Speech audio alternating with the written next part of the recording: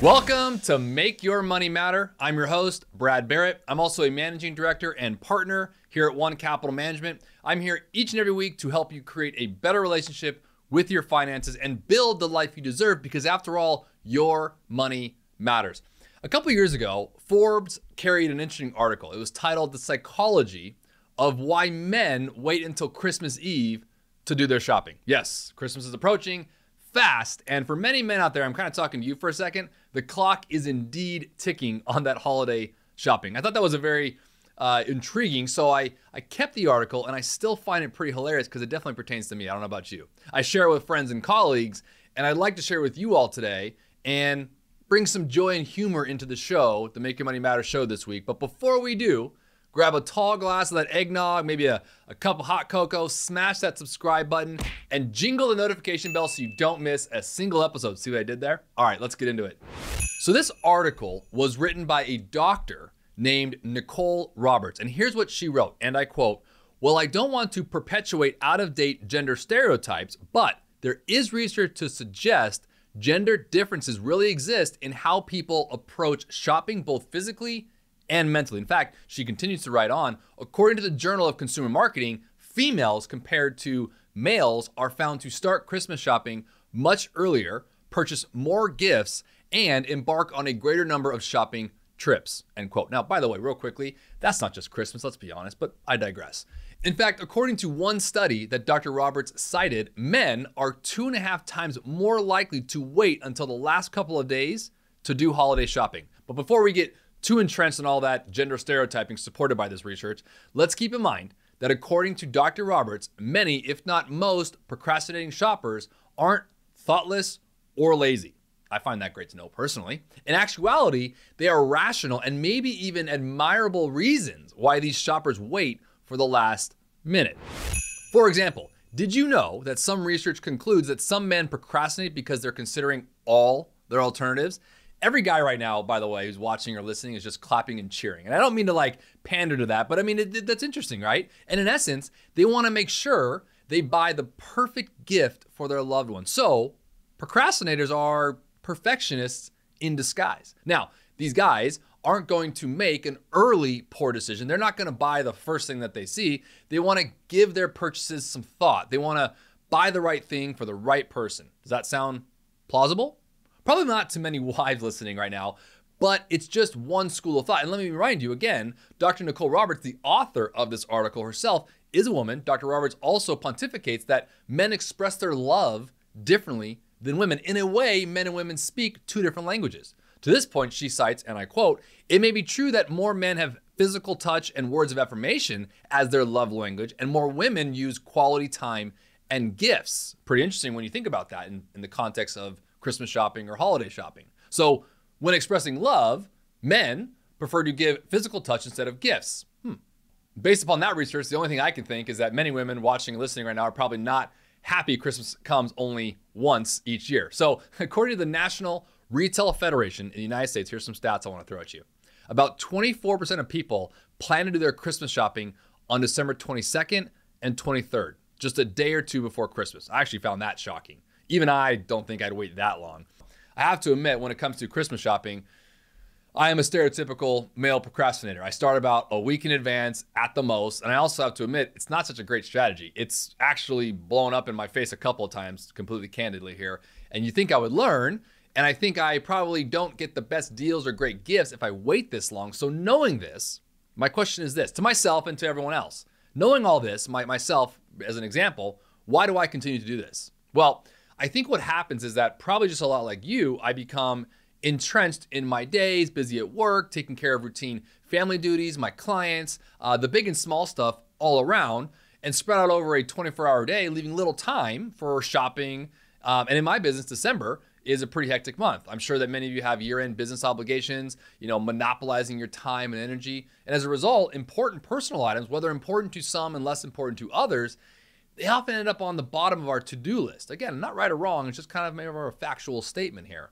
We might look at Christmas shopping as more urgent than important, but ultimately, as we all know, deep in our hearts, Christmas shopping, be it modest or extravagant, it's not about the gift necessarily, is actually very important. It's an expression of our gratitude for someone we love, And what's more important than that, like my kids, for example, used to make cute Christmas card for me, right? The crayon drawings on red and green construction paper, Christmas trees, snowmen, and Santas. My daughter, Kate, loves drawing rainbows, so she would draw a rainbow and make the colors of the rainbow only red and green. Let me tell you, there was no procrastination on their part. They couldn't wait to make these cards, proudly placing them under the tree by our resident elf on the shelf. Don't even get started on that thing. I still have most of these cards. I've kept them over the years, but I just don't have the heart to throw them away or to move them off in the back shelves. And at times, I think we all can procrastinate, and sometimes we procrastinate over important issues. We all know there are certain important things we should be doing, but life seems to get in the way, so we put it off continuously, kicking the can down the road, as they say, procrastinating until we find ourselves here coming up on Christmas Eve, standing at the perfume counter at some, department store, listening to the manager on the PA system say Macy's will be closing in 15 minutes or something like that, buying something that's you're not sure you're even going to give to your wife or your mother-in-law or your mother. And it's always in that moment that you're lament on not having done these things sooner, not having been more proactive earlier in the game when you had more time to make better decisions, and on and on and on. Now, just 1 week after Christmas, as we all know, we will be celebrating the new year. And between now and then, it's a good time to reflect on all the important things we'd like to accomplish, but maybe haven't yet found the time to do so. And for some of you, one of those important items probably, and I hopefully so, and coming from a finance geek here, is preparing for retirement or getting your finances or your investments in order. So for many people, getting your finances or investments in order is a lot like Christmas shopping. We tend to put it off. We tend to procrastinate. Wouldn't you agree?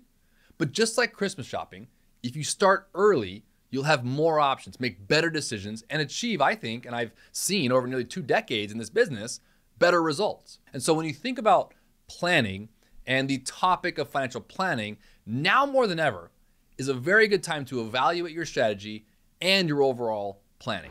I want to really say thank you for each of you watching or listening each week, all of our subscribers, for the feedback. It's all been greatly appreciated. Last week, all the partners and all the advisors from One Capital Management met for a day summit. We called it the Advisors Summit. And in this meeting, it was fascinating. All of us as individual practices, individual advisors, have individual tenure and experience within our industry, in the financial services industry. That's one thing I love about our firm. When you call us, when you text us, when you go to our website and reach out to us for advice, you're going to get an entire bench of knowledge, of experience, of fiduciary status, of credibility, all of that. And in this meeting, we all spoke about and wrote about our why we are advisors, why we love what we do. And many of us ask that same question of our clients. It helps us better help you. And planning, as we all know, is the framework. It's the frame of the car, as you hear me say, is my analogy. You can put the engine in it and other things, which is your investment portfolio, which we talk about heavily. But if you don't have the structure, the tires, the framework built, you can have the fastest engine in the world, meaning the best stock or the best investment strategy, but it has anywhere to go. It's got nothing to go on. Let's not put off our financial planning, something as important as our retirement planning, as our financial planning, like we do maybe with our Christmas shopping. Probably not the best thing to do. So normally in this part of the show, we ask for our questions, but I'm going to shift gears for this last show here this year and talk about some tips. I think we started the show talking about procrastination. We related that to procrastinating on your financial planning.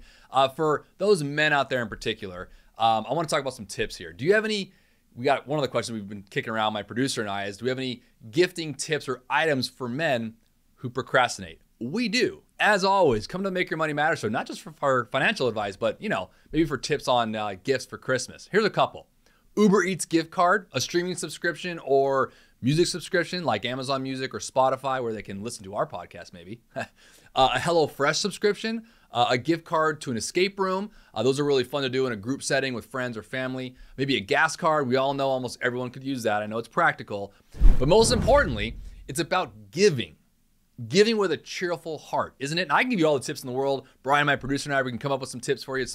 There's somewhat jokes, but there's somewhat real cards there. But the reality is, it's all about knowing that person. Whoever you're going to give the gift to, know them. Know what they would want. Being thoughtful with your gifts. Even helping someone with their shopping or to-do lists. Giving time.